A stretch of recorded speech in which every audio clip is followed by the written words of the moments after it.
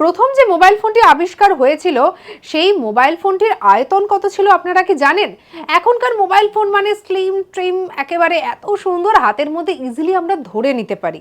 কিন্তু প্রথম যে মোবাইল ফোনটি আবিষ্কার হয়েছিল তার আয়তন ছিল 10 ইঞ্চি লম্বা, 2 ইঞ্চি চওড়া এবং 4 ইঞ্চি পুরুত্ব বা পুরু।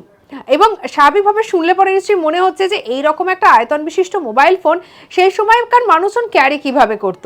শুনলে পরে অবাক হবেন, এই সময়কার মোবাইল ফোনকে বলা হতো এগুলো নাকি আসলে এক একটা ইটের মতো, মজা করা হতো। এবং এই সমস্ত ফোনগুলো মাত্র 20 মিনিট চালানোর জন্য 10 ঘন্টা ধরে চার্জ দিতে হতো। অবাক করার মতো বিষয়, বর্তমান যুগে দাঁড়িয়ে তো আমরা ভাবতেই পারি না যে কোনো মোবাইল ফোন 10 ঘন্টা ধরে চার্জ হলে মাত্র 20 মিনিট নাকি সেটাতে কথা বলা যাবে। অবাক করার মতো বিষয়।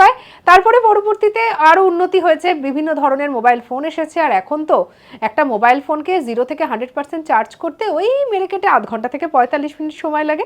সঙ্গে রাখুন আজ তাক বাংলাকে, সাবস্ক্রাইব করে নিন।